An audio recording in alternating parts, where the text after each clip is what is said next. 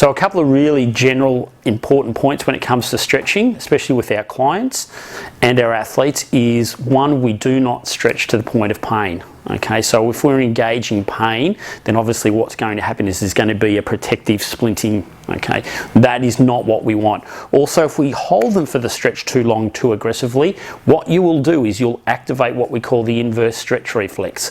So instead of actually gaining more flexibility, they'll actually tighten. Okay, so that inverse stretch reflex is there to stop us from actually tearing our muscles in half. So if we can keep it under 5 seconds, then you'll find you'll get a lot more benefit passively with these stretches. So the idea is taking it to the point of resistance, holding it for 5 to 10, come back out, and then once again into 5 seconds, back out, 5 seconds. Repeat the process roughly around about 10 times.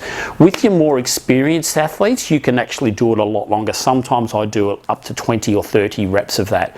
So I urge you to experiment a little bit with that.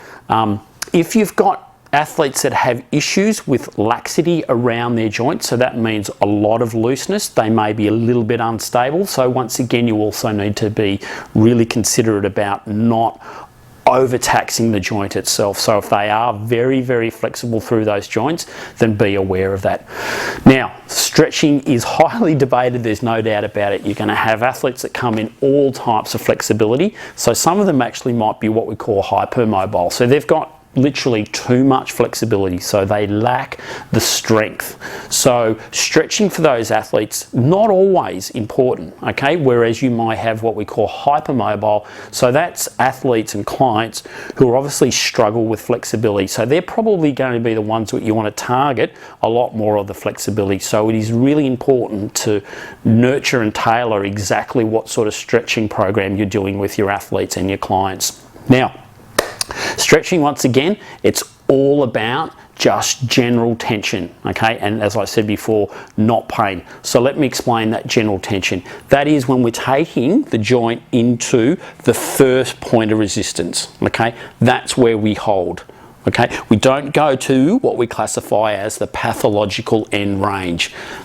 That is a contraindication. So it's just that very first point of restriction, okay, or tension for that matter. Now, if you're wanting to stretch here but you're getting them to feel it in the back, then there's a fair chance that they're contracting those muscles in the back, so you just have to get them to relax, okay?